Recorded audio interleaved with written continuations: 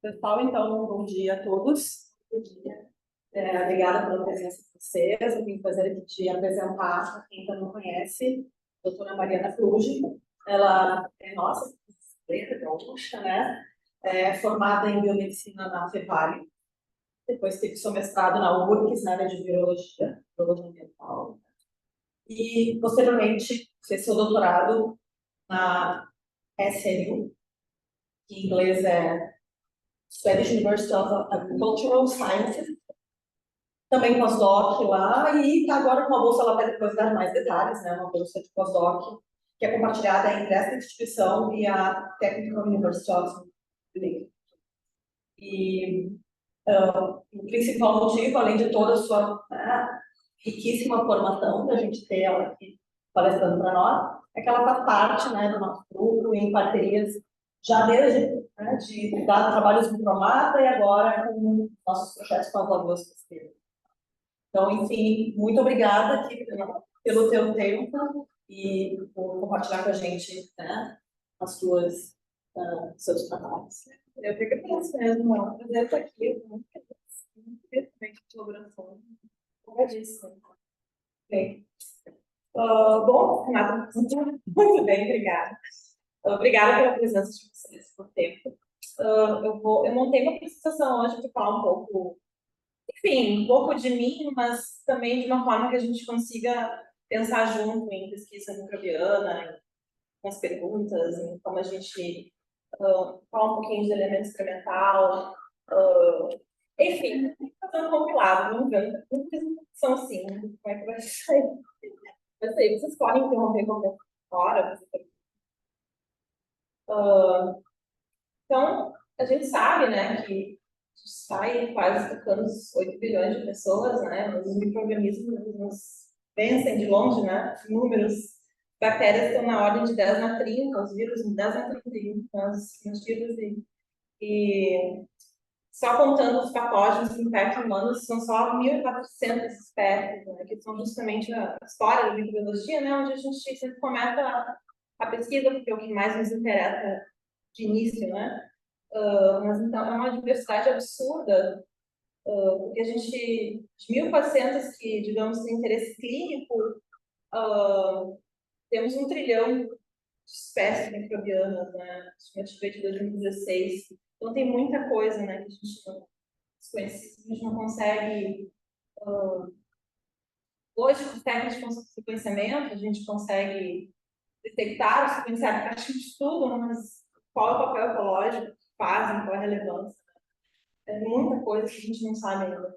E eu tenho aqui até uma árvore bem desatualizada, mas eu achei legal, porque, inclusive, perdi a referência, não faço ideia onde eu peguei isso, mas muito tempo. Mas tudo que tem ali em azul, né, é o que a gente consegue ver em olho nu, né? O resto tudo que é micro, né? Não é microescala, né? Ou seja, menor que um diâmetro de um fio de cabelo, o limite, né? Então, são a esmagadora maioria das coisas. Tem muita coisa para ver. Eu ainda coloquei os vírus ali, né? Tá fora da árvore da vida, mas na verdade, eles têm a maior diversidade. Né? E eles infectam todos. Não tem nada que não seja infectado por um vírus. Então, também é uma enorme diversidade que ia ser explorada. E a gente está sequenciando e detectando em tudo que é coisa, aplicações muito ativas, né, de gut, né, de intestino, né, tentando relacionar com manifestações clínicas, ruminantes também, enfim, biofilmes, na indústria de alimentos, enfim, são muitas as aplicações, farmacos ambientais, né,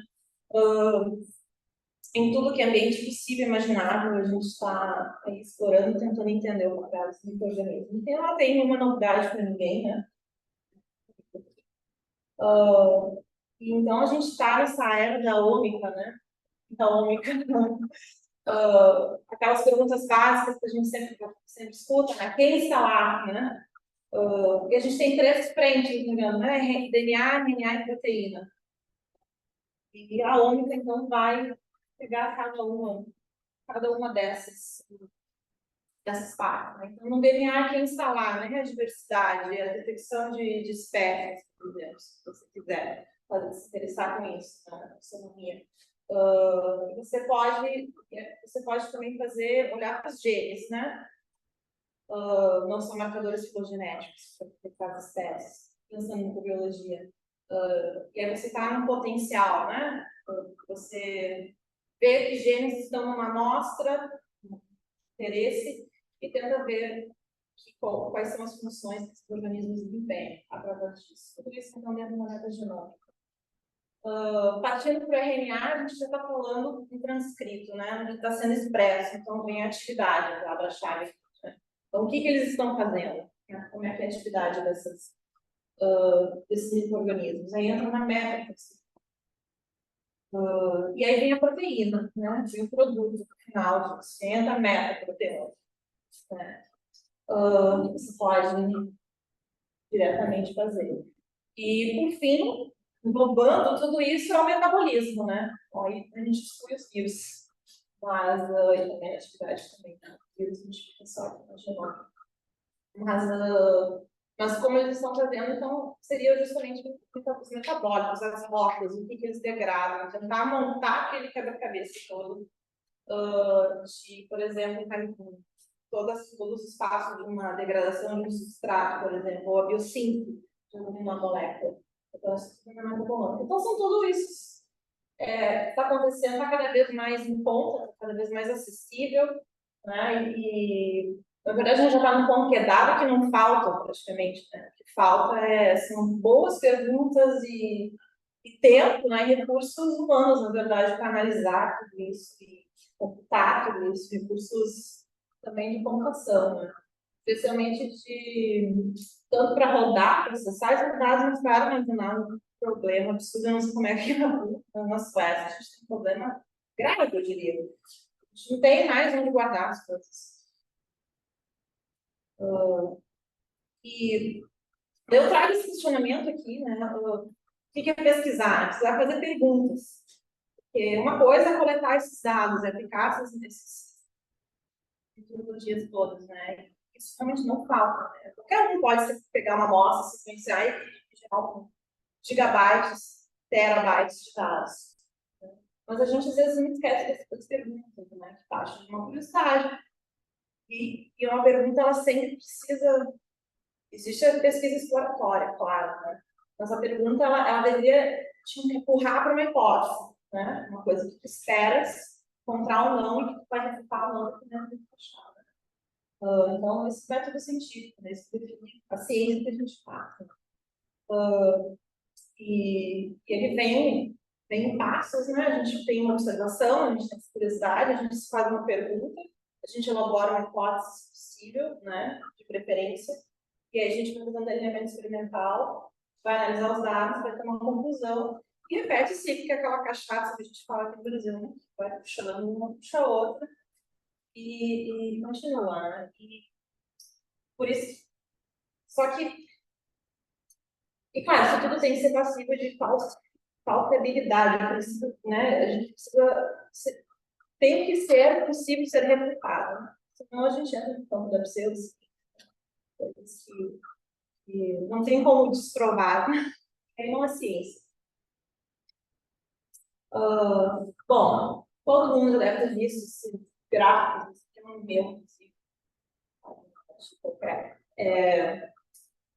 de composição, né? Então, coloca lá, tem os dados, vamos classificar, faz esses plots, coloca no paper e tal.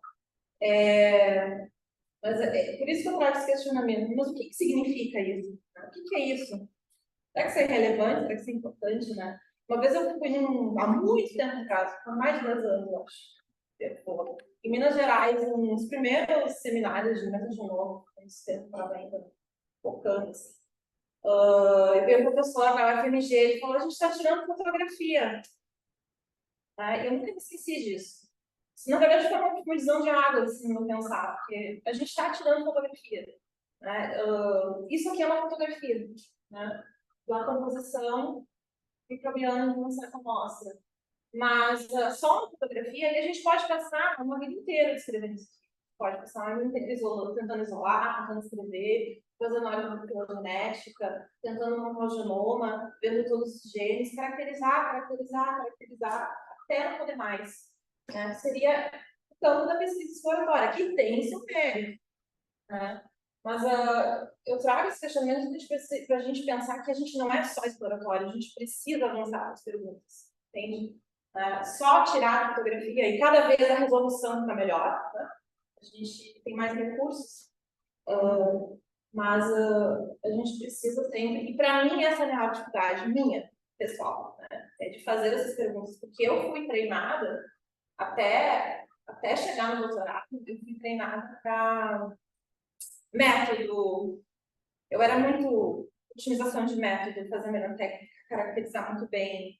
E eu vou mostrar agora um pouco do meu histórico, vocês vão ver que o meu histórico ele se constrói a partir disso, dessa pesquisa exploratória de caracterização descritiva, papers descritivos.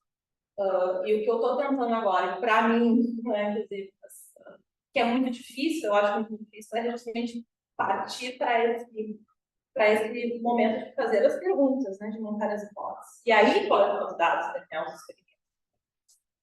Esse que eu queria compartilhar com vocês. Então, meu início, a Renata já falou, né, não vou passar muito tempo aqui, eu formei no Vale, em biomedicina não era... Eu sempre fui um peixe fora d'água, na verdade, porque fiz biomedicina, mas trabalhei com pesquisa ambiental, né? E eu comecei com virologia, eu me considerava, eu acho que eu era, né, uma virologista, agora eu já não sei mais. Mas detecção de vírus entéricos em amostras de água e de esgoto, a gente fazia monitoramento, né, com indicadores de qualidade de água, complementar as coliformes fecais. Então, de novo, vários artigos escrevendo isso, várias amostras, os vírus que a gente encontrou, etc. E tal. Foi ele que eu entrei em contato com biologia molecular, com tipo celular também. No mestrado, veio então, a era da metagenômica, foi 2000, final de 2013 que eu lancei. A metagenômica já estava sendo um trending topics, né? E então eu pesquisei os viromas que eram encontrados em fezes de lobos marinhos, que eram encontrados mortos aqui na costa do Rio Grande do Sul. E era legal porque as fezes eram tiradas dentro do intestino, então lá que tinha levado no ambiente, já estavam mortos, né? Eu tinha e aí eu vi metagenômica, bioinformática, e eu tenho esse paper aqui, que é também de novo um paper descritivo de caracterização. Eu escrevo todos os vírus que eu encontro ali, eu tento faço filogenia deles, de novo, né? Caracterização e apresentação. E eu apresentei isso numa entrevista de doutorado, e a primeira coisa que foi muito legal, né? Mas qual era a tua pergunta? Me pergunta não, isso qual é a pergunta, né? Qual é a ecologia? Aí eu fiz. Exploratório, realmente. Então, não foi um estudo baseado numa hipótese. Então, para pensar. Muito feliz por ele, muito, né, orgulhosa. Não é isso, não é desmerecendo, né? Mas é só para a gente pensar mesmo, a gente não pode esquecer a lógica. E aí eu fiz doutorado. Então, doutorado na Suécia, e aí eu passei de fungo, de vírus para fungo, as bactérias. Nunca trabalhei com bactérias, né? Nunca pergunto sobre bactérias. Nós estamos trabalhando. Tô brincando, a gente não consegue fugir, né? Mas nunca foi meu foco. Então, projetos eram de comunidades múltiplas no Ártico, né? A gente estava tentando entender o papel de fungos aquáticos no contexto de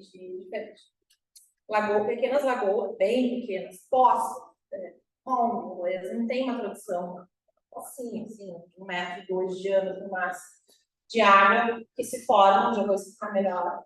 Qual seria, quais são as perguntas, né? Quem estava lá, mas o papel ecológico desses fungos no ciclo do carbono, porque esses ambientes eles têm uma carga orgânica do solo que está derretendo e é liberada nessas águas, e a gente não sabe o que os micro-organismos estão fazendo com esse carbono todo, com as mudanças climáticas. Então, esse foi o meu projeto, que era o projeto da minha orientadora, né? Estava muito pronto. verba e tudo mais, não tem como ser feito. E tipo, ok, agora eu preciso de pergunta, agora eu preciso de foto. Vamos ver como é que foi. Mas só para introduzir, eu vou passar todas essas etapas ali do método científico, eu vou passar tentando apresentar o meu projeto de doutorado e depois eu finalizo o que eu estou fazendo agora.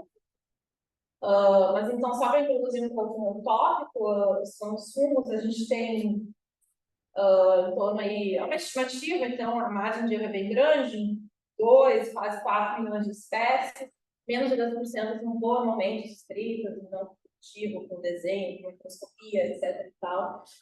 Não é surpreendente isso, é esperado. A gente sabe, né, os mais bem descritos por importância clínica, os de patologia, mas tem os ambientais, e aí nos ambientais tem uma grande foco da micologia ambiental fungos de solo, né, que degradam esses troncos de videira, né, e aí, digamos que 90, mais de 90% se foca em micologia de solo, porque eles têm um papel importantíssimo ali na estágio de hidrogênio, por exemplo, e de outros compostos orgânicos. E na água a gente sabe menos, gosta, que atrai.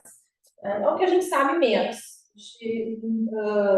Dados de bancos de dados, eles têm muito pouco fungos aquáticos ali. As referências não são muito escassas, porque tem pouca gente trabalhando, por enquanto. Então, essa é a grande dúvida. A gente queria saber o que acontece. E o que é um fungo aquático? Isso é uma coisa tão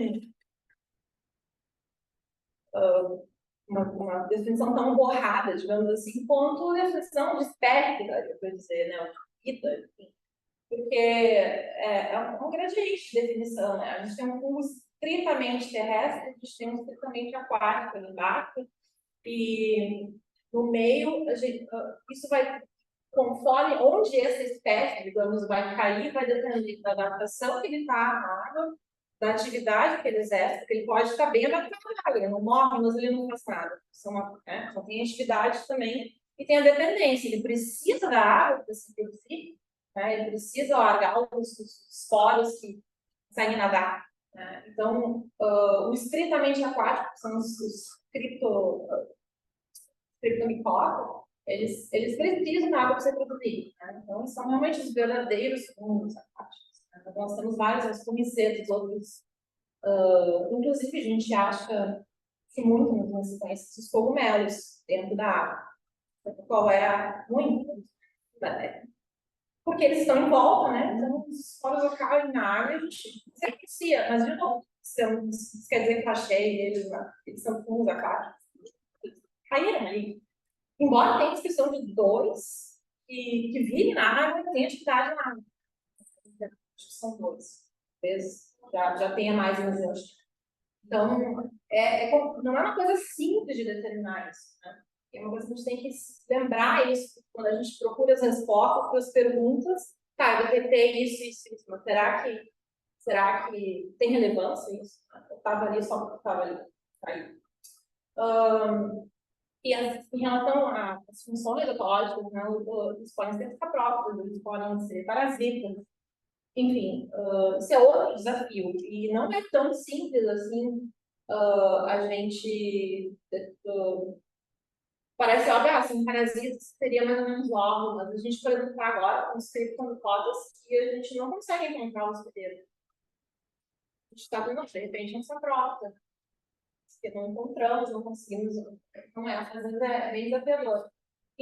Claro, o interesse é qual é o papel deles na decomposição da matéria orgânica em ambientes aquáticos. E no solo é imenso essa relevância. Né? Os solos, tudo, né, são os principais. Na água, provavelmente não. Né? Bactérias, a gente sabe que os procariotos, eles dominam. Mas qual é a contribuição dos fungos que seja muito importante? Então, para isso, a gente foi para o Ártico. No hemisfério sul, a gente não tem muita área de terra no Ártico. Né? A gente tem mais oceano e depois Antártico. Né?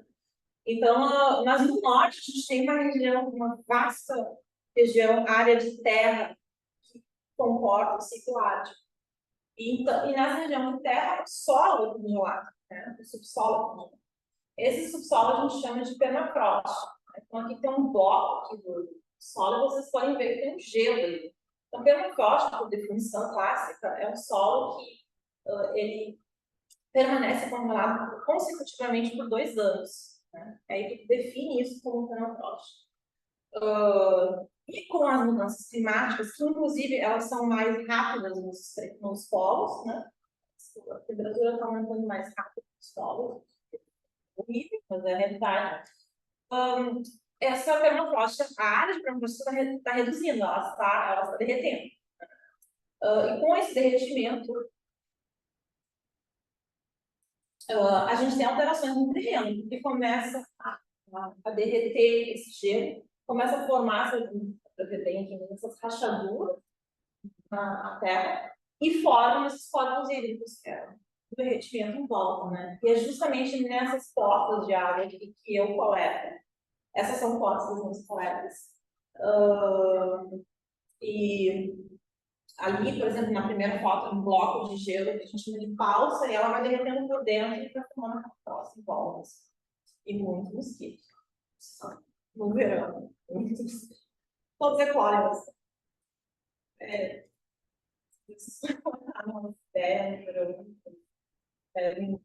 Está todo, que nem um apicultor. Então, tá mais com essas poças de água. Então, assim, está acontecendo essas mudanças, é bastante triste até de ver, pessoalmente. E justamente, eles têm. O permafrost tem mais carbono, tem o dobro de carbono do que tem na atmosfera. Né? Então, é muito. Só no norte, só na região, só no hemisfério norte. Porque às vezes, como eu falei, no sul, a gente limita ali a Patagônia, poucas regiões do hemisfério sul têm permafrost, porque não tem área de terra.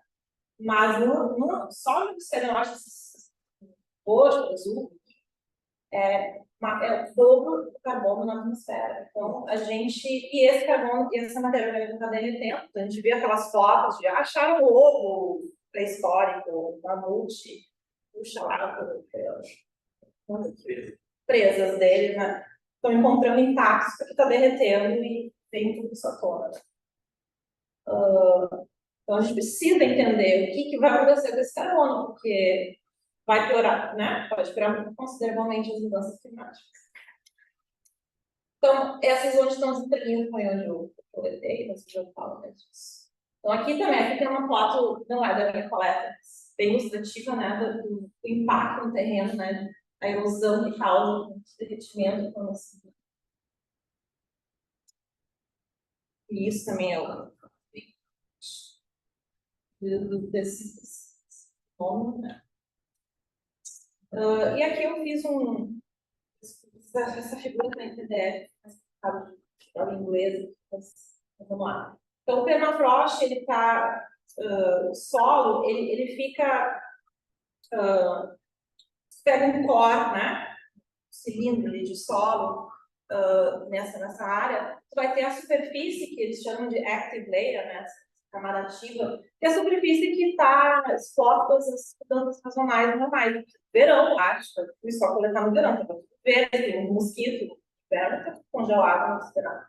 Mas, então, no verão derrete, isso é normal, né? Mesmo que não tivesse mudanças climáticas, isso é normal. Né? Sempre vai ter uma parte do solo que está exposta a essas variações sazonais esperadas. E embaixo vai ter a permafrost mesmo, que é a parte que vai estar permanentemente, né, congelada por pelo menos 2 anos. Então, quando a gente tem uma mudança de crescimento da temperatura média, a primeira coisa que acontece, não é que vai derreter tudo, né? Mas a espessura dessa camada sazonal, ela vai aumentar. Né? Vai ficar com menos dessa camada permanentemente congelada, que é e aí tu vai ter a formação de corpos hídricos. Então é isso que acontece. E aí, esse carbono que estava congelado, é um freezer, desligou o freezer. E aí, e é muito complexo, porque quando desliga o freezer, a gente não sabe o que está naquele freezer. O que eu coleto na Rússia, o que eu coleto no Canadá, na Alasca, é o que tá, é uma coisa acumulada em milhões e milhões de anos, né? Então, a qualidade daquele carbono, ela é variável. Tem carbono de qualidade boa, que seria aqueles que são facilmente degradáveis, né? E tem tem moléculas orgânicas super complexas, químicos, né? Enfim, que não vão ser degradados facilmente. Então, na verdade, se é outra coisa para fazer uma predição, é muito difícil, porque varia muito. Só vai desligando o freezer. Então, quando esse carbono ele é mobilizado, ainda mais no ambiente aquático, os micro-organismos começam a quebrar, decompor as coisas e liberam CO2 e metano. Né? E ainda tem a fotodegradação. A luz também quebra as moléculas orgânicas e também ajuda a liberar os gases do estufa. Né? É claro que isso é interessante na biodegradação. Como eu falei, a qualidade ela é diversa. Então, isso aumenta a complexidade. Então, qual que é a pergunta, né? Pensando ali que eu botei em cima na medicina científica, qual que é a pergunta, né? O que está acontecendo ali? Como é que esses fungos estão processando esse carbono que está chegando, que pode ser de qualidade diversa, que eu não sei, na verdade, eu tenho que investigar a qualidade, não sei, está chegando, e qual é o impacto disso, né? Então, eu coletei a amostra santa da água e também dos sedimentos da água, que é continuada, coisa. É o pit, né? É a turfa. É a turfa. Não são todas as regiões de turfa, assim. Então, e aí a hipótese. Qual seria a hipótese? E aí vocês veem. Não, crítica, isso aqui não é uma hipótese boa. Não é. Uma hipótese muito genérica, é quase um exploratório para uma hipótese. Mas né? Qual foi a hipótese doutorada? Que a qualidade da matéria orgânica, do carbono, né, ela vai ser um fator que vai moldar, né, vai ter essa influência nas comunidades fúngicas. Né? Ou seja, eu espero que a composição dessa comunidade varie conforme a qualidade do carbono. Eu espero que tenha uma relação biológica ali, né, não só populacional, nessas lagoas. Não é uma hipótese, não digo, não é uma hipótese específica, mas tá, melhor que nada, de novo, cair na pesquisa exploratória, né? Mas vamos lá. Bom, como é que eu faço isso, né? Se eu for só num lugar, o que eu vou conseguir fazer, né? Se eu coletar só num lugar, e esse lugar for igual, assim, não tem nenhuma variação dentro desse lugar, o que eu vou conseguir correlacionar o que com o que? Tá, eu vou conseguir ver a composição, aquela figurinha que eu mostrei antes, eu vou conseguir ver quanto de carbono é recalcitrante, quanto é mais renovado, tá? E aí, né? Que eu vou saber que está influenciando o quê, né? Então, eu precisava de um gradiente, eu precisava de ambientes que tinham condições diferentes para tentar inferir alguma coisa sobre essa influência. Então, justamente por isso que a gente buscou lugares diferentes que tivessem estágios diferentes de degradação daquele terreno. Tá? E aí, por isso que aí veio o experimento, o treinamento experimental. Né? Então, eu fui tanto em duas áreas na verdade, eu pessoalmente, o pessoal na Groenlândia, na Suécia e na Rússia, fui outros pesquisadores, mas o grupo foi em zona que a gente chamou de Cristina, né? Tem essa? Eu aprendi a falar em inglês. São cristianas, né? Ou seja, que são mais puras, digamos. Elas não têm evidências significativas de derretimento. São lugares ainda preservados, estão muito ao norte, que é, no caso, bem ao norte do Alasca e na Groenlândia.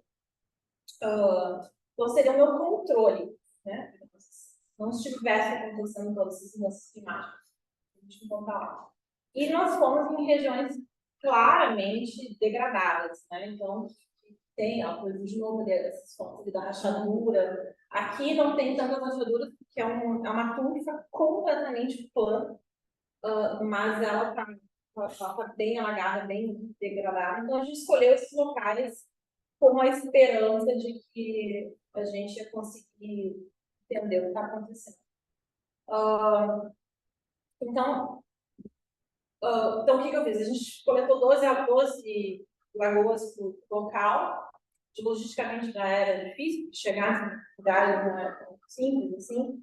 O ideal seria coletar mais, né? Em fossas pequenas, mas que dava para fazer. Fizemos, então, biologia molecular, estaremos DNA e metagenômica dessas amostras, e aí eu iria, desculpa, fizemos metagenômica e fizemos também metadata, em TS, né, para os fundos, né, para tentar classificar as diferentes espécies. A gente não estava interessado em qual o nome da espécie, a taxonomia, até porque a gente já sabia que com os fungos aquáticos a gente não ia saber. A gente só ia saber que era um fungo diferente do outro, né? Espécie A, espécie B, pode dar o nome que quiser. Mas isso não era importante, porque a gente queria mais saber da ecologia mesmo, né? Mais importante do que saber ali o nome exato da espécie, do gênero, era saber como isso se relacionava com a ecologia do local. E a gente caracterizou também as químicas ali, de espectrofotometria de massa, a matéria orgânica, se eram compostos mais aromáticos, mais difíceis de ser quebrados no organismo, se eram compostos mais simples, e também, claro, quantificando isso. Então, isso foi o que a gente fez. E aí começa a chegar os resultados. Todo mundo aqui familiarizado com uma NMS? Sei. Tá. Então, cada ponto é uma amostra, né? E eu colori aqui os vermelhos com os locais degradados, os azuis os preservados, digamos assim. E cada ponto representa a composição daquela composição do conjunto, né? Da composição microbiana daquela amostra. Né? Então, quanto mais próximos estão do outro, mais parecidos essas comunidades estão umas das outras. E a gente já viu de cara uma divisão de águas ali, né? Que claramente os degradados do destino já deixou a gente feliz, né? Parece que tem realmente algum efeito, né? Tomando muito cuidado com isso, né? Porque uma coisa, correlação não é causalidade, né? Mas é promissora, a gente fica feliz. Quando a gente colocou as amostras, agora eu colori por local, então Groenlândia e Alasca estão à esquerda, né? Que eram os azuis. E aqui embaixo, desculpa, aqui à direita, nós temos em cima em roxinho a Rússia, depois tem a Suécia em azul e depois tem o Canadá em verde. E o Canadá ficou bem legal, porque você pode ver que tem um aglomerado canadense, mas mais espalhadas embaixo. E no Canadá tinha uma particularidade que não tinha nenhum outro local, que era que as lagoas, elas era uma zona degradada há muito tempo, há 6 décadas já, monitorada há 6 décadas, que é bem raro e muito bom para nós. E essas mais 4 delas eram lagoas mais velhas. Então, existe alguma substituição, né, a composição microbiológica ao longo das décadas. Né? Elas ficam bem mais distintas das emergentes. A gente chamou todas mais pertinho, mas todas elas eram emergentes, eram lagoas pequenas, desse tamanho. Estavam pouco tempo ali, né? A gente consegue dizer exatamente quanto tempo. E as outras eram lagoas mais profundas, maiores, com imagens de satélite mais de 6 décadas por ali. Então, legal, as coisas estão parecendo todo sentido. E aí eu penso, com essa espectrometria de massa, a gente consegue ver a razão de hidrogênio e carbono das moléculas. Isso, na verdade, quer dizer um quão aromático e quão alifático uma molécula é. O aromático, então, a gente presume que é mais recalcitrante, que é mais difícil de quebrar, fúbicos, por exemplo, os fúbicos, né? Ácidos que a gente encontra nas turcas, por exemplo. Então, E aí a gente fez essa relação e deu uma correlação alta, e vai dar para ver direito. Nós temos uma escala de 1 ali e 1,25. Não parece grande diferença, mas na verdade, quanto mais próximo de 1, mais aromático, mais recalcitrante. Então, possivelmente recalcitrante. Existem estudos que mostram isso. Então, todas. Esse ar aqui, tá a cor bem verde-limão, quer dizer que tudo aqui, na verdade, tudo aqui está abaixo de 0,9, 8, 5, e é justamente todos os sítios degradados, ou seja, eles têm uma qualidade de carbono bem mais aromática do que os corais extintos. Estão todos acima de 1. Então, parece que sim, tem a ver com a qualidade da matéria orgânica.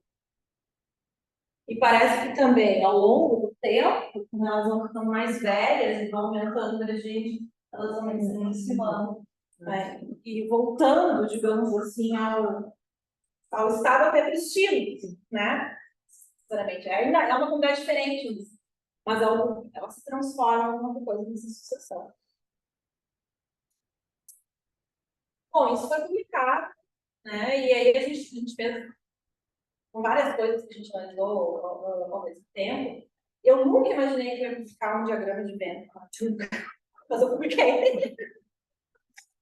Mas isso não é bem, né? Isso é um outro, mas na publicação não.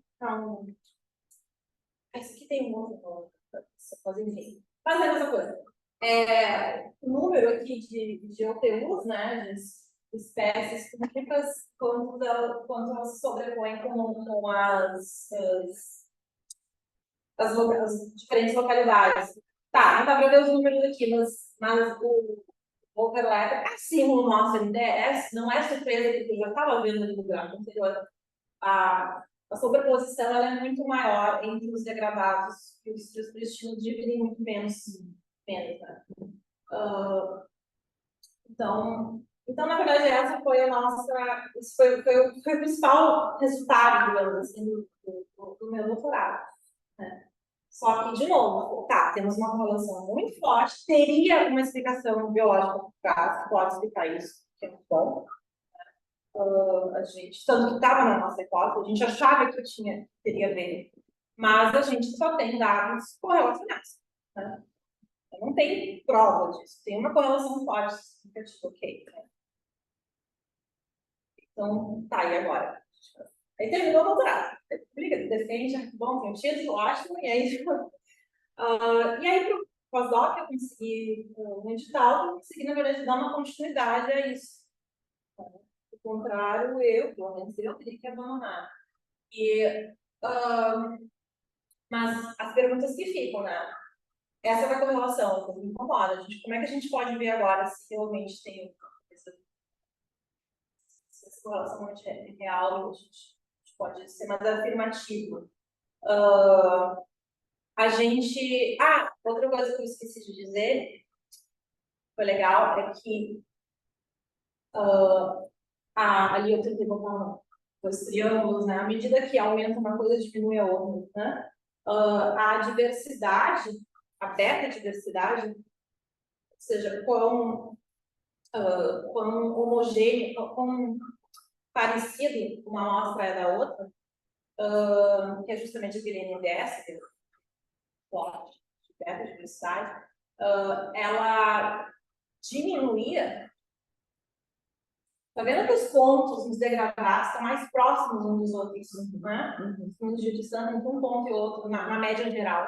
Tá, tirando aquelas velhas, né? Aquelas lagoas velhas. Se pegar só as emergentes. E agora, olha os pontos do lado esquerdo, né? Eles estão. A média geral está mais afastada do outro. Quer dizer que no Alasca, entre uma lagoa e outra, no Alasca, eu tenho uma composição um pouco mais diferente do que uma lagoa e outra na Rússia, por exemplo. Elas são bem parecidas. Elas são muito parecidas.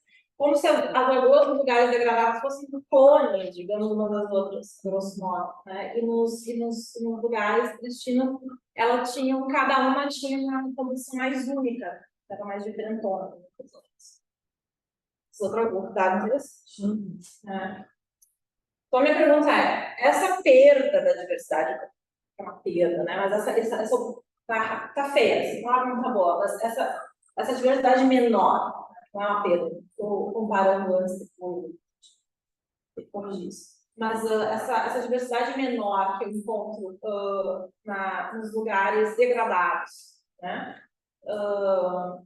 Que se impactam, né? E eu vi composição de diferentes espécies e potencial de função. Tá? Olhando para os genes, eu tenho a metagenômica disso, só não tive tempo de analisar, eu estou fazendo exatamente agora. Eu tenho a metagenômica, então eu posso tirar todos esses genes desse banco de dados, pescar, né, o que possivelmente é tudo, ver os genes que estão ali no carbono, no ciclo do carbono, e ver, porque só porque eu perdi a diversidade, só porque eu tenho uma diversidade menor, não quer dizer que a funcionalidade do sistema está reduzida. Pode ser que possa ter menos espécies, por exemplo, ou uma unidade mais parecida, mas o pool ali de genes é praticamente igual. Pode ser que não, né? Fica uma pergunta ali, o paradoxo do ovo da galinha, no sentido de, nessas lagoas que estavam mais degradadas e que tinham uma diversidade fúngica animal, elas tinham também a composição do carbono era diferente. Sim, mais Então, a pergunta, a comunidade fúngica é diferente por causa do carbono ou o carbono se tornou diferente por causa da comunidade fúngica? essa é uma pergunta muito boa. Não, mas é mesmo, porque assim como o fungo ele consegue modificar. Os fungos, eles não só degradam a matéria orgânica e aí transformam, mas eles também podem sintetizar compostos carbônicos mais complexos. Aí fica mais difícil ainda de entender, né? Isso tem comprovado, tem estudos que isolaram fungo aquático, verificaram isso. Então, é uma ótima coisa, a gente não sabe responder isso, né? Até que ponto a matéria orgânica ela vai forçar uma adaptabilidade ali com as comunidades, ou até que ponto na verdade, a comunidade ali presente que transforma aquela matéria orgânica, né? E é os dois, né? Na verdade, as duas coisas estão ocorrendo ao mesmo tempo. As duas vias. Que é bem legal, mas também fica bem difícil, né? De fazer isso. Aliás, isso foi uma discussão no nosso artigo ali. A gente tinha um químico, tem químico analítico, não é a minha área, né? E ele justamente trouxe essa. A gente estava muito focado no artigo, a comunidade fazer alguma coisa com matéria orgânica, né? E ele, não, mas calma, né? Tipo, às vezes, né, a gente está um pouco de neve. Então, a gente não tem uma resposta, mas eu.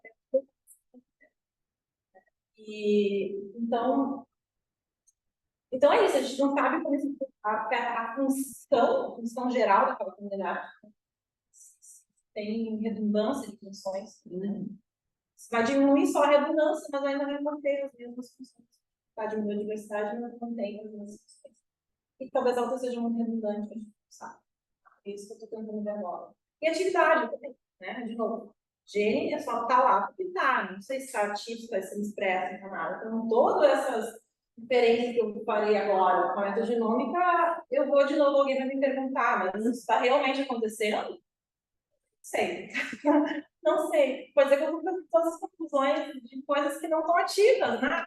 De maneira alguma. Aí vai estar tudo errado. Na caso. Então, atividade. Eu preciso trazer atividade para cá também. Né? Lembrando. Então, isso me traz para o presente. Eu coloquei por aqui. A gente faz várias coisas no tempo, né? Eu tô também. É muito engraçado como a vida volta, né? Trabalhei com vírus entéricos no esgoto. Obrigada. Vírus entéricos no esgoto, né? E lá na graduação, em 2008, quando comecei a sessão científica. E agora estou fazendo bioinformática de análise de coronavírus. Em paralelo. Olha, isso é muito irônico, é a ironia da minha vida. Eu nunca imaginei que eu voltava das origens, assim, de uma certa forma, mas voltei. E com tudo que a gente aprende, né, a gente fica aí fica guardado, às vezes a gente menos espera, aparece.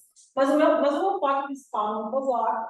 E a gente, então, eu estava tentando entender esse sistema, então, de novo, ali, colocando o esquema desculpa, tem inglês, mas eu falo, o permafrost, né? Então, o que eu não apresentei aqui, a gente tem outros dados, eu consegui isolados de fungos, a gente conseguiu culturas, eu consegui sequenciar o genoma completo de umas 12 fungos que eu sei que estavam lá, isolados, e eles estavam vivos, né, porque eu isolei, não consegui fazer eles crescer dentro da... então, por base de várias coisas, que eu não consigo, não dá tempo aqui de falar de tudo, o que a gente imagina? A gente imagina que no sedimento ali da lagoa, aqui a gente tem e a gente tinha uma composição maior de ascomicetos, são fungos que a gente encontra de uma ordem de Eutiárias, de nomes aqui não importa muito, mas que são muito encontrados em solo, com um papel fundamental em degradar celulose, por exemplo, especialmente celulose. E então a gente pensa assim, eles estavam muito mais presentes aqui do que na água, né? E na água a gente viu, pelos preliminares daquela metagenômica, que foi dos genes, parece que tinha mais biossíntese de compostos. E aqui tinha mais degradação. Então, a minha hipótese é que, de repente, o que as coisas acontecem primeiro? Ou aqui, talvez, a coisa interessante aconteça para a parte dos fungos, né? Em relação a esses grupos que conseguem degradar essas... como digamos, o físico derreteu. Por mais que não tenha árvores ali, né, mas tem arbustos e tal. Mas são milhões e milhões de anos de acúmulo, né? Então, nós temos, sim, tem até lignina no solo nas turcas do Ártico. Né? Então, essa é uma das hipóteses. Então, de novo, hipóteses mais ou menos fantásticas, mas enfim. Viu? É a minha grande dificuldade, confesso. Mas que esses vários comitês de investimento seriam a linha de frente para fazer a gradação, né? Então, a partir dessa mobilização de carbono. E talvez na água. O carbono também pareceu, como a gente tem na água, não é tão concentrado esses carbonos compostos mais complexos. Talvez é por isso que a gente tenha biossíntese de compostos e outras coisas acontecendo. Bom, esse é o meu pós-doc, então, a gente vai fazer o que de diferente? Eu vou terminar esse projeto ali dos potencial dos genes, só com a genômica, mas eu também vou fazer incubação, já fiz, na verdade, agora falta extrair o DNA e tal. Mas a gente incubou, fui lá, voltei para a Suécia, claro, não tinha verba, infelizmente, nem tempo para os outros lugares, mas na Suécia a gente foi, coletamos as mesmas amostras e a gente inoculou elas com glicose, uma super simples, que é label, né? Marcado, obrigada, por favor. Marcado com carbono 13.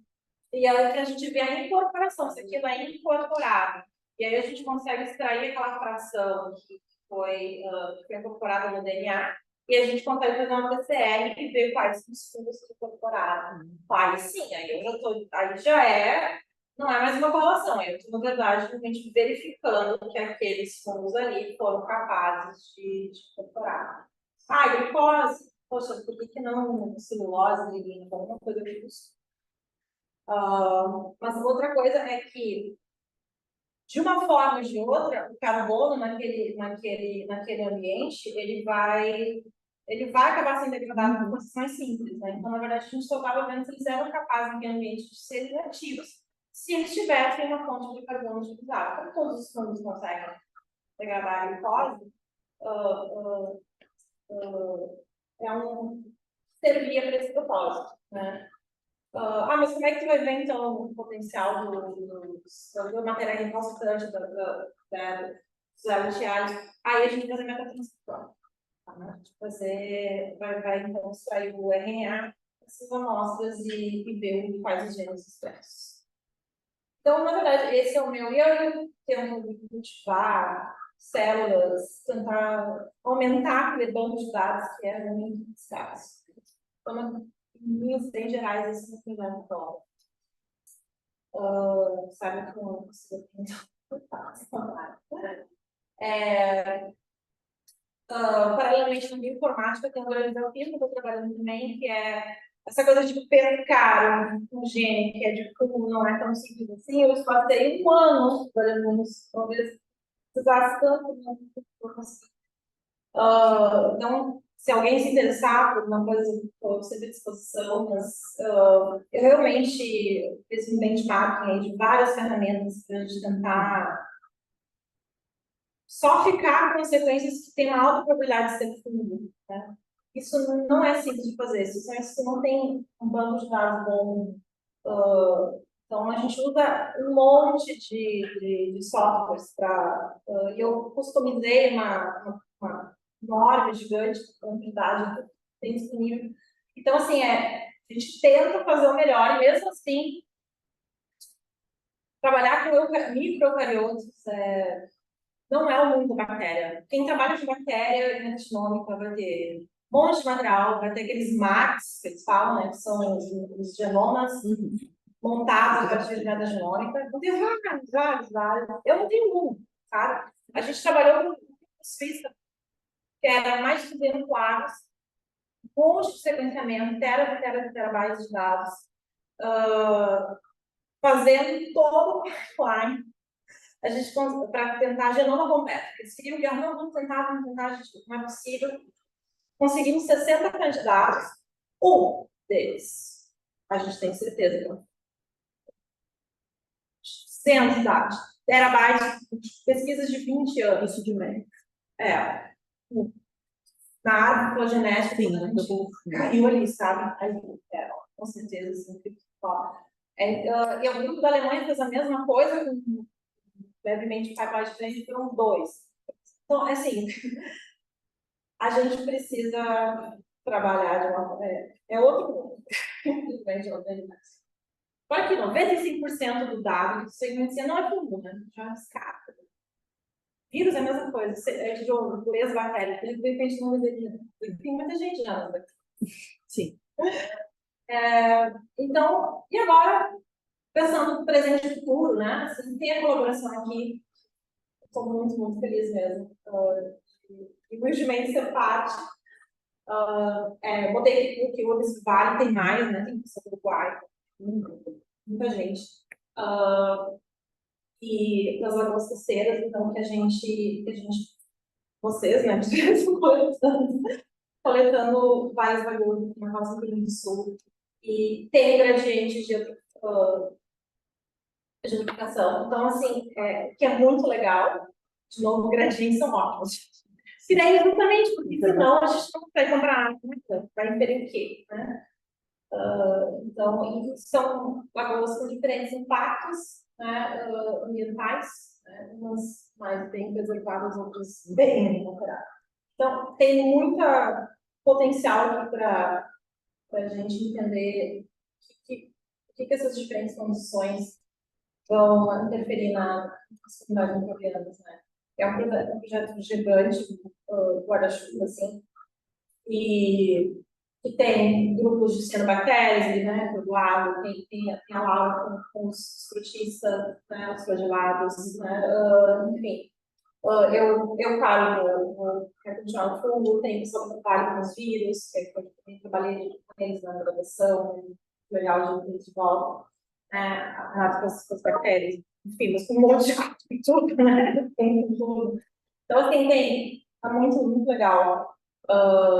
De novo, né, fico sempre pensando, né, a gente precisa, é muito legal, tem muito dado, mas a gente precisa focar nas perguntas, né, nas hipóteses, para não ficar só exploratório, etc e tal.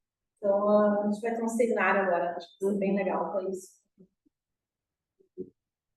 Porque não adianta, né, a gente precisa sempre E aí eu volto para ela, isso é um dos vários, vai desculpa, se você está cansado. Não, eu pergunto tipo de agradecer. Eu voltei com essas perguntas, né? Mas eu tentei dar, ok, parte esquerda, exploratória. Quem está lá que pode fazer sequencia dos dados, notifica, caracteriza. Tá, como é que a gente pode pensar nas hipóteses? Primeiro, o que tu espera? Já tem o que tu espera? Essa lagoa está mais poluída. O que tu espera? Porque a gente precisa pensar isso antes da gente ver o dado. Né? Antes de ver aquele gráfico lá da posição. Né? E tem na literatura médica, para a literatura, vamos ver. A gente espera que esse grupo não aumente, porque esse grupo está relacionado com talvez um poluente, não sei, né? Já é outro nível, entendeu? Porque daí você já monta um artigo com essa introdução, né? Escolhe qual que é o teu interesse, o que tu quer, né? Quais os genes, né? E aí vê, o que eu tenho aqui?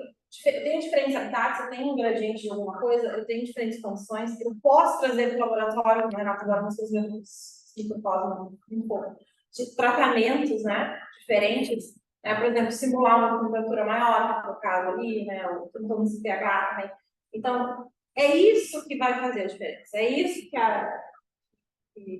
vai ser relevante, né?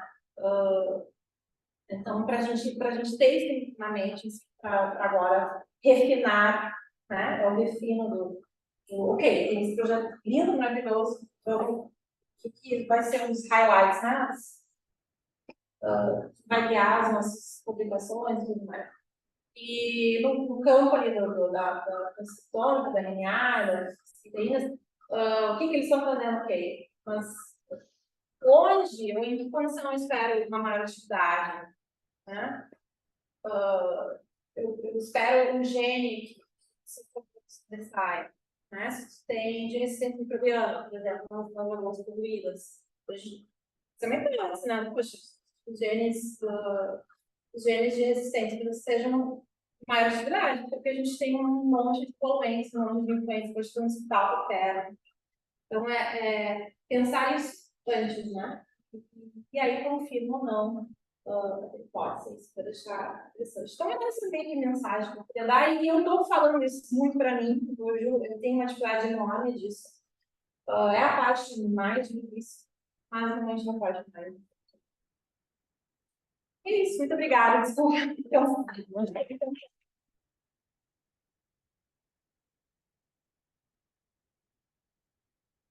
Obrigada, Maria. Não preciso nem perguntar, né? Aquele slide que apresenta o conjunto de lagoas. Das nossas? Das nossas. A nossa eu conheço mais.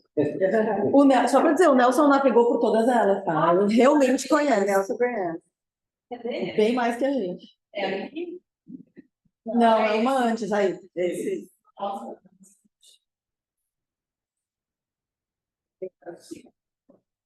Essas lagoas têm todas mais ou menos a mesma história geológica, idade parecida, pode ser coisa de 5 mil anos para cá, essa coisa recente. Existem diferenças ecológicas nelas, são diferenças importantes. Se pegar aquelas lagoas 1 e 2, elas vão sofrer influência marinha, tá? Então, tem aporte de pinha salina nessa. Porque elas estão mais próximas. É gentil custódia, né? Oi, custódia e gentil. E é porque elas estão mais próximas? Não só porque estão mais próximas, mas porque tem um sistema diferente. Tem uma lagoa em branca no meio. Tá? Tramandaí. Isso. E ela, essa daí. Aí tem a conexão com o mar. Mas tu tem um sistema muito diferente, porque as lagoas do norte, vai pegar lá todas aquelas lá 14, 10, 7, né? Todas essas estão conectadas. No caso, as conectadas são as amarelas. Novas Pinguela e Pinguela e Quadros também estão. Essa que é a quadros voltada para a amostra. Pois é. A Quadros eu acho que é a 14 ali, não é? É a 14, tá? Uhum. Bom, essas elas recebem água da Serra Geral. Então, elas recebem, tem Rio Maquiné, Rio Cardoso, Rio Sucrilhas. Então, não só elas têm um turnover maior de troca de água, como elas recebem nutrientes que vêm da Quadros, inclusive? Quadros, inclusive. Na Quadros, tu tem o Rio Maquiné. Rio Maquiné, exatamente. Nas Quadros, tá? Então, tu tem essa característica diferente. Uhum. Enquanto que nas lagoas lá do sul, lá de baixo, elas não só recebem aporte de pequenos arroios da planície costeira. Tá? Então, a composição da água que chega é muito diferente. Outra valia a pena voltar é que um pouquinho mais para cá, para sul, a oeste, existe uma outra lagoa, a Lagoa dos Barros, que tem uma história geológica diferente, ela é mais antiga. E a conexão dela é diferente, porque essas lagoas aqui, elas são todas bem de planície costeira, e que a composição faunística, né, hoje peixe do Vale do Peixe, é de que elas foram colonizadas pelos rios que desciam da serra. Então, quando houve uma transgressão marinha, os peixes de água doce subiram para as cabeceiras dos rios.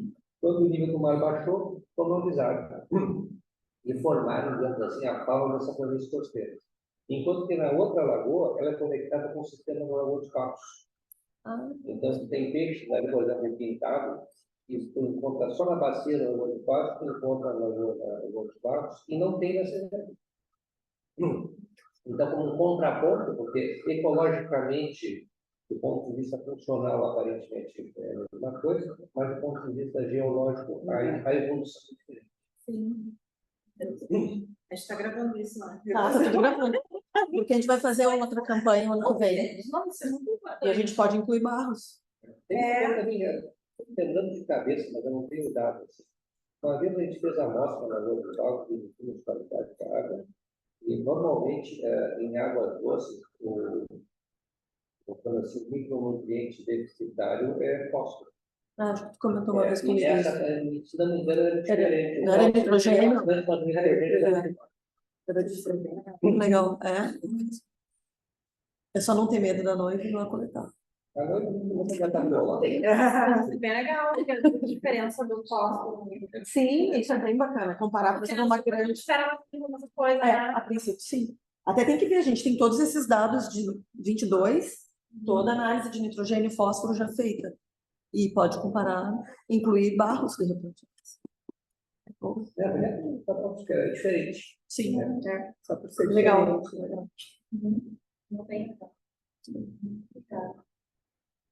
Gente, mais alguma pergunta? Eu tinha. A Gabi também. Os gráficos falam o NMS, primeiro e segundo, mostrou. Eu não sei se precisa até voltar, mas isso daí é só. Sim. Tá, isso é interessante, tipo, vocês não sabem, queria para os outros também. Não, os dados estão aí, se quiser. Ó. Gente, Sim. porque super legal. Super legal. Eu tô. Aliás, eu tô. Esse aqui é um projeto muito mais arriscado que o meu doutorado. Eu tô morrendo de medo. Porque pode ser que o sinal de fundo seja muito baixinho. Assim, e a gente já tem uns preliminares fez uma gasometria para ver o CO2 que tinham ter marcado. E foi bem pouquinho, mas pode ter sido as coisas que aconteceram no meio do caminho, o equipamento deles quebrou, a gente não confia muito. Mas assim, eu tô com medo que seja então alguma coisa, um plano B, na verdade, é eu começar a olhar para os outros, porque todas as questões eu não consigo sabe? Sim. Esse dado é muito legal. E é legal, porque esse é o problema também, né? Porque, tipo, a gente, na vida não tem que fazer diferente às vezes, né? A gente é uma pessoa só, um grupo só, e com tempo e dinheiro limitados. Mas a gente tende muito a focar no nosso quadrado aqui, né? Com o fundo, né? Mas tá tudo interligado, né? Sim. Aí, Eles trabalham juntos. tem uma coisa estranha que eu acho com isso, que eu não consigo explicar. Se tu tivesse, talvez, visto bactérias, para um pouquinho a explicação. Né? Tinha um paper que era de bactérias, acho que não era Antártica, mas eles só acharam resposta nos vírus, porque eles não estavam entendendo o que uma bactéria lá estava sumindo, e aí uma relacionou vai virar uma coisa simples, né? Mas isso não relacionaria. Isso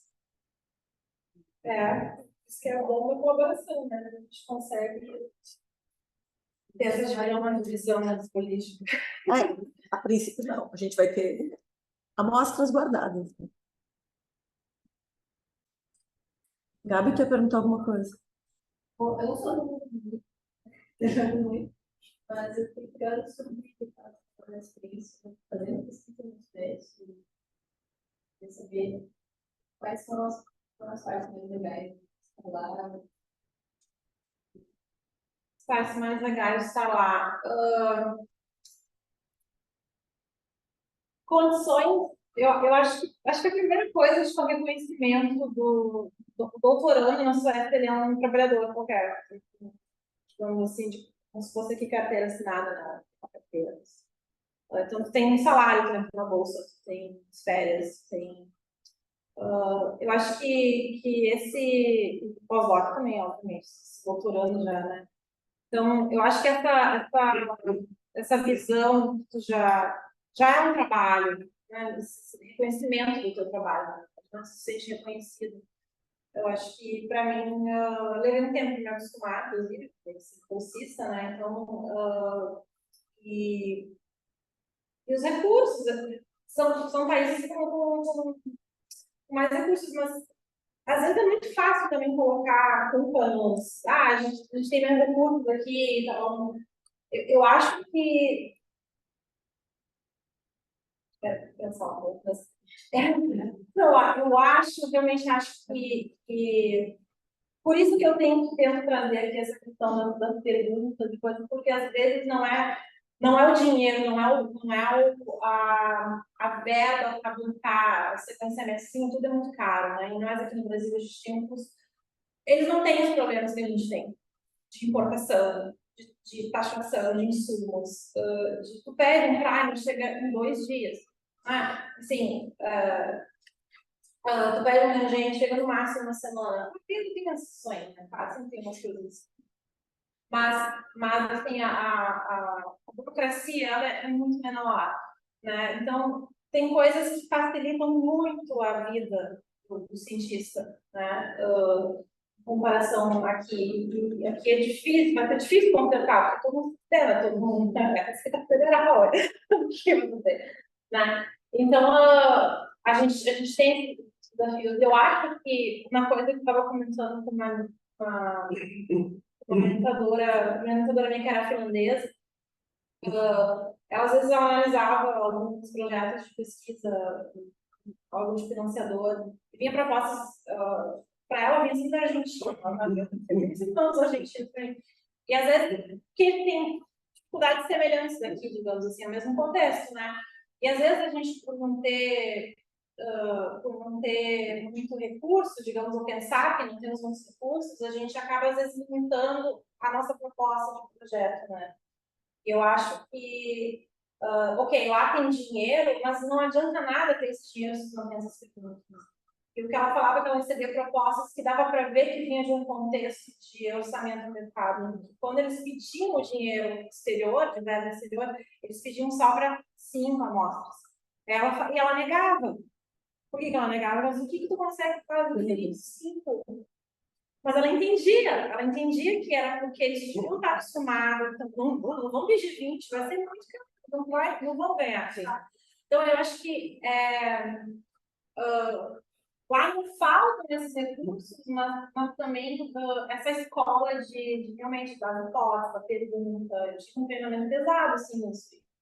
Eu tenho muita dificuldade com isso. De matemática. Eu acho que isso foi importante. A gente tem disciplinas de treinamento experimental e de desse método científico, sempre trazem esse tom. Eu acho que isso é uma coisa que a gente poderia se beneficiar. estabelecer mais. Ter essa, por exemplo, esses experimentos que fizeste com o Micropós são fantásticos, né? Essa linha, assim, né? De realmente, o que a gente pode fazer, e às vezes não precisa gastar tanto. Mas, assim, as coisas positivas, voltando ao filme, tem mais infraestrutura, tem menos burocracia, as coisas fluem mais. Mas, de novo, nada disso adiantaria. Tem o reconhecimento como profissional, né? Mas nada disso adiantaria se tu tem que realmente vai perguntar, vai ter foco certo. E eu não sei, eu posso estar enganada, mas a Suécia é um país acolhedor para estrangeiros. Né? Assim, Isso. inglês assim, as mais práticas, inglês, todo mundo fala inglês. Eu não falo Skype. Tá, oi, tchau, obrigada. Uma vergonha isso para avançar. Mas estava fazendo doutorado, eu não consegui aprender Skype como eu fazia isso. E tem gente que consegue, eu não consegui. Mas todo mundo fala inglês, eu não preciso para nada, qualquer festival, uma pessoa de 90 anos fala inglês, sabe? É uma coisa assim. Na Alemanha, agora onde eu estou, já não é tanto. Social fica mais afetado. Mas faz diferença, faz mesmo. Então, é um país que tem essa. Acho que eles têm noção que só tem 10 milhões de pessoas, né? Só elas vão falar sueco. Então, todo mundo fala lá. Então, assim, tu consegue uma inserção muito boa. E eles estão muito com a qualidade de vida do doutorando. Isso é muito legal. Eu nunca vi. Aí também eu posso dizer diferente da Alemanha, porque eu estou vendo agora nos vários doutorandos onde eu trabalho. E a Alemanha me sobrecarrega, doutorando. Então, verdade, tem muita coisa, tem muita função administrativa. Tem uma doutoranda que, coitada, botaram a carregada da impressora. E eu não trabalho, só não, você só faz aqui. eu compartilho, eu uma pena dela, sabe? Gente, que abacaxi lá tem, ó. Óbvio. Vocês estão felizes. Isso não existe. Na EUTI tem um focado automático, tá? A gente tem essa preocupação, assim, que não, tu vai focar no teu trabalho. Eles não gostam que tu trabalhe além das horas, eles não gostam que tu trabalhe no final de semana, porque é realmente visto como, mas por quê? Tu não tá dando, tem algum problema, então vamos considerar, porque tem algum problema, tu não tá dando conta. Na Alemanha também não, né? Aquela coisa sai cedo, não sabe? Fica mais. Claro, varia, estou generalizando, né? Mas faz, eu acho que consigo realmente generalizar isso, conhece os grupos também. É uma preocupação gigante mesmo, que tu não se sobrecarregue, e que tu tenha o suporte. Tu fica mimado, talvez uma alemã disse, você fica mimado, não é? Porque uma alemã também, tem que controlar tudo mesmo. É tudo não se espera. Agora, sim, tem dinheiro, tem várias vantagens assim. Mas, fico animada, eu fiquei pensando, será que eu estou animada? Devia ser básico, né, para todo mundo. Porque a gente tem muito trabalho para fazer. Isso, e aí tu fica abraçando essas outras coisas e depois tu não sabe que tu tá esgotado, né? E tu não consegue parar para pensar, né? Nosso trabalho é pensar, né? Nosso trabalho é pensar. Então, nesse ponto é muito bom mesmo. Precisamente tendo, não vou dizer que é perfeito, não é? Mas eles têm essa preocupação, tu vai ter um espaço de diálogo para fazer essas reclamações também. Isso é bacana.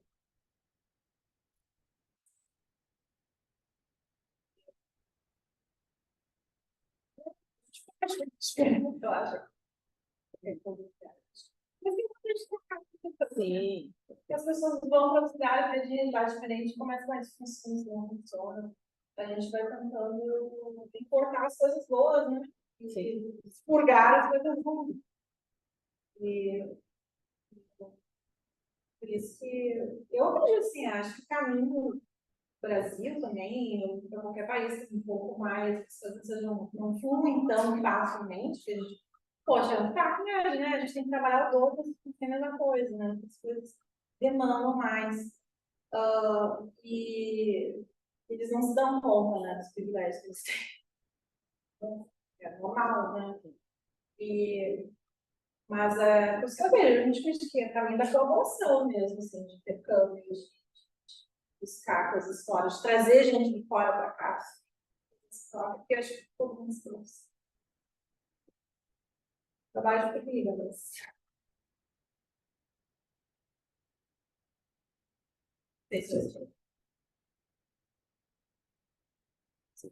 Eu tenho várias, mas eu vou deixar para a gente conversar.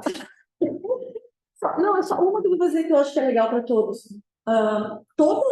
Todas as lagoas que tu analisaste no teu doutorado são pit bogs, são feiras, tinha turf embaixo. Sim. Olha a quantidade. Aquele campo, quando tu mostrou aquela foto, que eram muitas,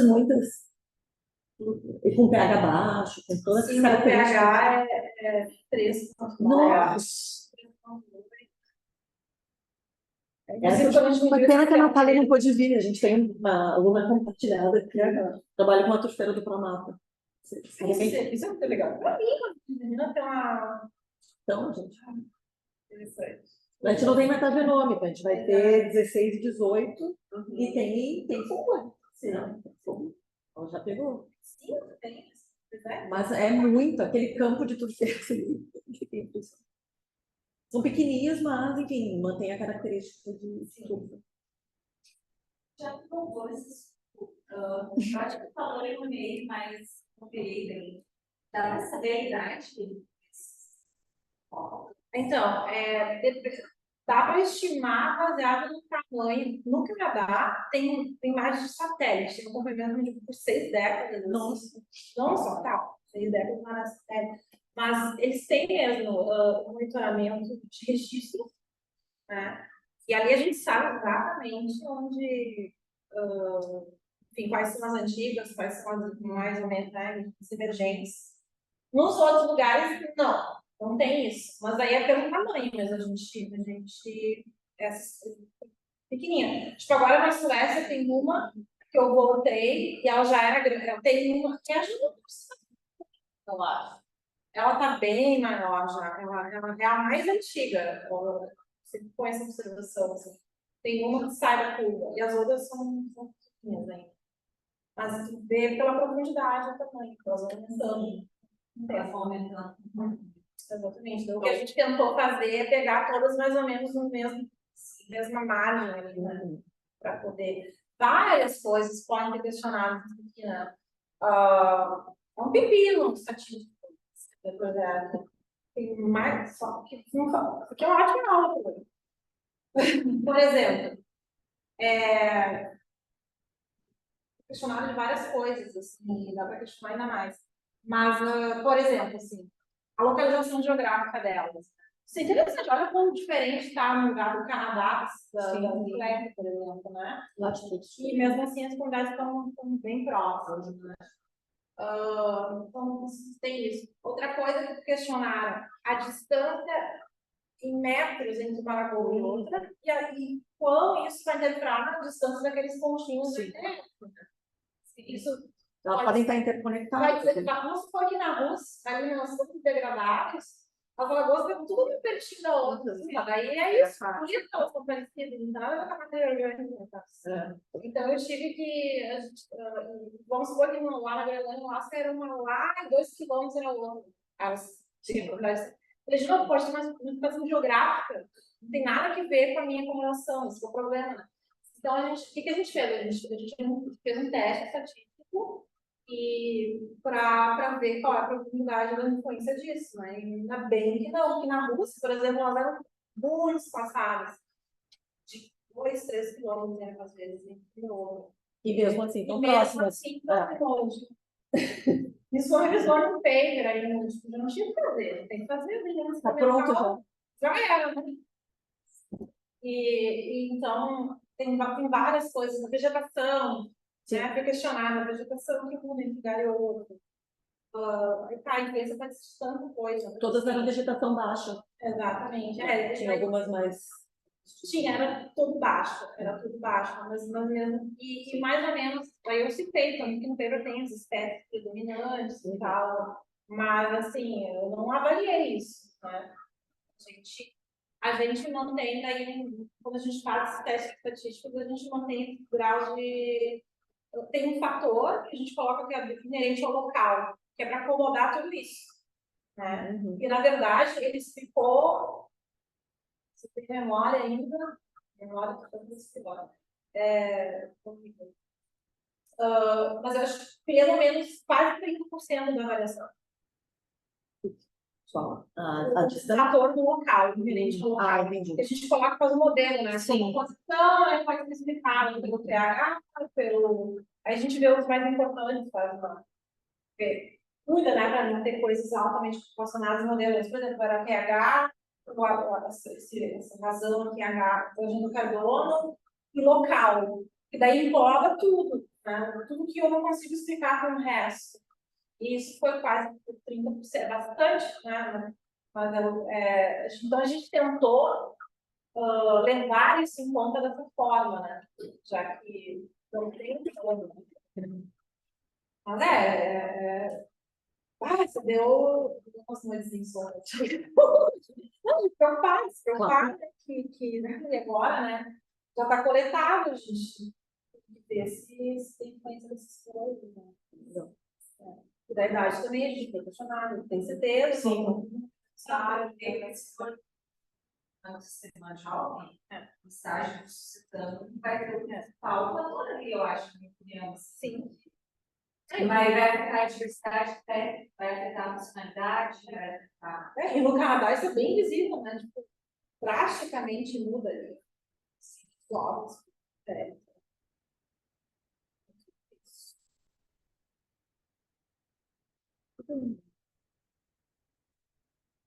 Eu acho que, pelo adiantado da hora também, quero te agradecer muito, Maria, de eu novo. que agradeço, Foi uma Marcelo. super aula, eu acho que para os alunos, principalmente, para nós também.